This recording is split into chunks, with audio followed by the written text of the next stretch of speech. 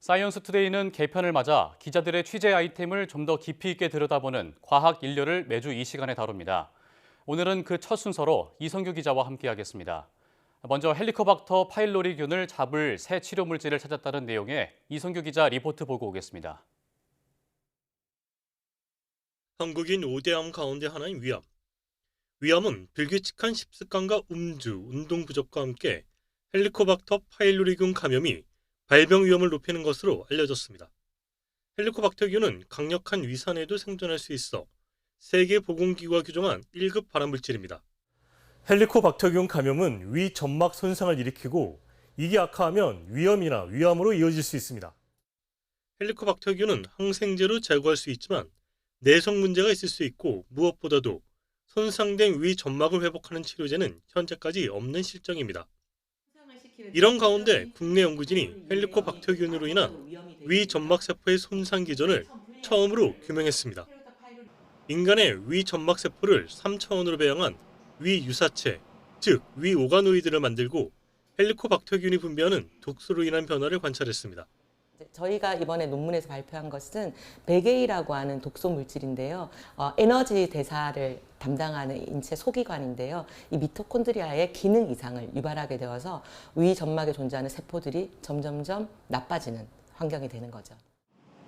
연구진은 한 발 나아가 헬리코박터균 감염으로 손상된 위 세포를 회복하는 특정 물질도 찾아냈습니다. 헬리코박터균 독소로 인해 미토콘드리아 기능이 손상되면 미토콘드리아가 잘게 잘리는데 이번에 발견한 물질은 이를 다시 연결해 미토콘드리아를 건강하게 만들고 점막 손상도 회복하는 원리입니다. 인체 임상시험 등 상용화까지는 많은 과정이 남았지만 헬리코박터균 감염을 치료하는 새로운 방식의 신약 개발로 이어질지 기대됩니다. YTN 사이언스 이성규입니다. 스튜디오에 이성규 기자 나와 있습니다. 안녕하십니까? 안녕하세요. 네, 이 기자 우선 헬리코박터 이 파일로리균에 대해서 잘 모르시는 분들 있을 것 같아서 설명을 좀 부탁드릴게요. 헬리코박터 파일로리균 좀 발음하기도 힘든데 예. 줄여서 이제 헬리코박터균이라고 하잖아요.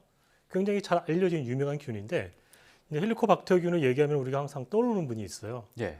호주의 이제 베리마샬 박사라고 이분이 이제 이 헬리코박터균이 위궤양을 일으키는 원인균이라는 점을 규명을 해서 2005년에 노벨 생리의학상을 받기도 했었죠. 예.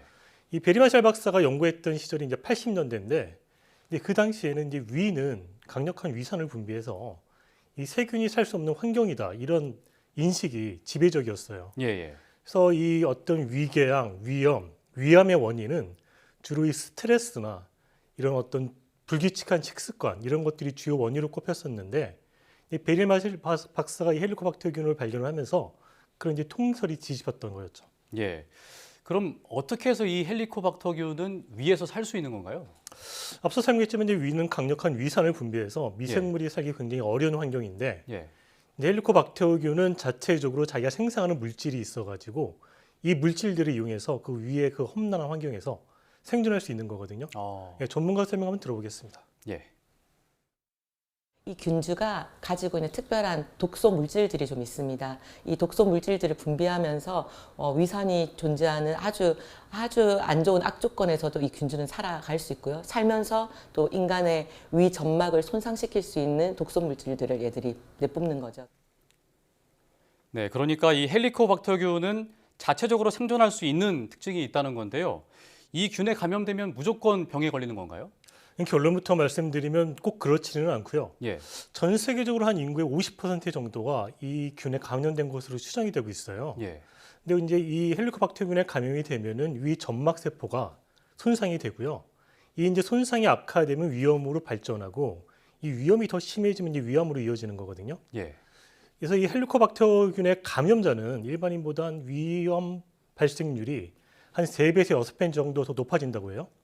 그래서 세계보건기구가 헬리코박터를 그 1급 발암 물질로 지정하기도 했었죠. 이 헬리코박터균에 대해서 지금 대화를 나누고 있는데요. 리포트 내용을 보니까 오가노이드라는 게 나와요. 이게 좀 낯선 용어인데 설명을 좀 해주세요. 우리가 이제 위나 뭐 폐, 심장 등을 장기라고 하잖아요, 우리말로. 예, 예. 근데 장기가 영어로 올간이잖아요. 이 올간을 이제 우리가 오가노이드라고 해서 이제 장기랑 비슷한 거다. 장기 유사체다. 이런 의미고요. 위 오가노이드는 위의 기능을 이렇게 모사한 그 위 모사체다 이렇게 볼 수가 있습니다. 아, 위를 모사한 일종의 위 유사체다 이렇게 보면 되겠네요. 그럼 이 위 오가노이드는 어떻게 만들어지는 걸까요? 근데 우리 몸의 어떤 기본 단위는 세포잖아요. 그래서 예. 이 세포들이 뭐 얽히고 설피면서 장기를 이루는 거잖아요. 기본적으로 이 오가노이드는 장기 모사체잖아요. 예. 그래서 얘도 이제 세포로 만드는데 이 중요한 게 우리 세포가 우리 몸에서 이렇게 2차원적으로 평면으로 존재하는 게 아니라 이렇게 3차원으로 입체적인 모양으로 존재하잖아요. 예. 그래서 이 오가노이드의 핵심은 이 세포들을 3차원 모양으로 만드는 건데 전문가 설명 한번 들어보겠습니다. 일반적인 세포 모델은 보통 우리가 2차원으로 평면으로 세포를 키우는데요. 얘는 우리 장기나 조직은 사실은 3차원이잖아요.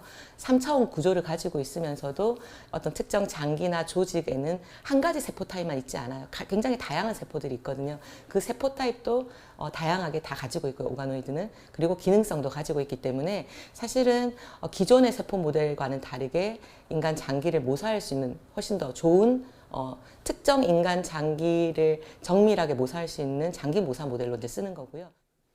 이런 측면에서 이제 우리가 뭐 오가노이드를 다른 말로 미니 장기라고도 부르죠. 아, 그럼 오가노이드가 장기 모사 모델이라는 건데요. 바이오 연구 분야에서 이 오가노이드를 활용하게 되면 어떤 장점이 있는 건가요? 그냥 기존에 이제 우리가 바이오 연구를 할 때 예. 보통 이제 생제와 같은 동물 모델들을 많이 이용을 했었잖아요. 예. 근데 이제 생제만 하더라도 인간하고 좀 거리가 있어요, 종간. 연구를 하다 보면은 좀 한계가 있거든요. 예. 근데 예를 들어서 위 오가노이드를 우리가 활용한다면은 위 오가노이드는 인간의 위를 모사한, 기능적으로 모사한 거잖아요. 그러니까 위 오가노이드에서 나온 연구 성과가 실제로 인간에게서도 비슷하게 나타날 거다. 이렇게 예상을 할 수가 있고요. 예. 이 같은 맥락에서 이 위 오가노이드나 뭐 다른 오가노이드를 이용해서 신약 후보 물질을 발굴한다고 하면은 이렇게 발굴한 물질은 실제로 인체 임상 시험에 적용했을 경우에 더 효과가 비례할 것이다. 우리가 이렇게 추측할 수가 있죠. 예. 왜냐하면 우리가 이 개발 중인 신약 후보 물질을 인간에게 투여하려면은 인체 임상 시험 단계까지 가야 되는데, 예. 근데 마지막 단계거든요. 그 이전에는 아무도 몰라요. 인간에서 어떻게 될지를. 근데 인간의 어떤 그 장기와 유사한 걸 우리가 만들어서 거기서 효능이나 어떤 부작용을 미리 테스트를 해본다면은 이게 실제로 사람한테도 비슷하게 있을 것이다. 이렇게 우리가 추측할 수 있는 거죠. 예. 안전성 측면에서 확실히 더 좋아질 것 같습니다. 방금 또 신약 개발을 언급을 하셨는데요. 이 신약을 개발할 때 인체 임상 시험에 들어가려면 전통적으로는 동물 실험을 했어야 되잖아요. 근데 요즘은 이 동물 실험이 또 필수가 아니라고 하는데 이건 또 무슨 얘기일까요? 기존에는 이제 우리가 신약 개발을 하면은 신약 개발의 마지막 단계가 이제 인체 임상 시험이라고 말씀드렸잖아요. 예. 근데 인체 임상 시험에 들어가기 전에 반드시 동물 실험을 해야 했어요. 왜냐하면 우리가 개발 중인 그 물질이 사람한테 독성이 있는지 없는지를 사람한테 쓸 수는 없잖아요. 예. 그 전에 이제 동물한테 한번 확인을 해보자. 이런 차원에서 이제 동물 실험을 했었는데 아까도 설명드렸지만 동물은 사람과 종간 거리가 있기 때문에 동물 실험의 결과가 반드시 비례하지가 않아요. 이게 무슨 말이냐면 아무리 동물 실험에서 결과가 좋게 나왔다고 하더라도 사람에게서는 효과가 전혀 없을 수도 있거든요. 아. 그래서 좀 뭐 이런 동물 실험을 대체할 타는 시험법이 뭐가 있느냐, 예. 좀 이런 거를 찾아보자는 움직임이 있었고요. 최근에 이제 미국 FDA가 그런 거와 관련해서 관련 규정을 개정을 했는데 한번 설명 들어보겠습니다. 예. 특히나 2022년 이제 말에 미국에서는 사실 FDA에서는 더 이상 동물 실험 결과가 필수적이지 않다라고 했어요. 신약을 승인할 때. 그 말은 대체 모델, 대체 시험법이 필요하다는 거죠. 그 지금 현재 가장 앞서고 있는 대체 모델이 바로 이 오가노이드라고 할 수 있습니다. 지금 이제 인터뷰에서 말했듯이 오가노이드가 이제 그 동물 실험을 대체할 모델에선 가장 앞서 있다 이렇게 말씀했잖아요. 예. 근데 이제 오가노이드는 꼭 그런 동물 실험 대체뿐만 아니라 어떤 신약 물질을 찾는 그 스크리닝, 이걸 이제 스크리닝이라고 그러거든요. 예. 그런 것이 굉장히 유용한 툴이거든요. 근데 지금 막 태동기 단계이기 때문에 앞으로 이제 더 많은 분야, 바이오 연구에서 응용될 것으로 기대가 되고 있습니다. 예. 오늘은 헬리코박터균과 질병 연구의 최신 모델인 오가노이드에 대해서 이성규 기자와 함께 살펴봤습니다. 오늘 말씀 고맙습니다.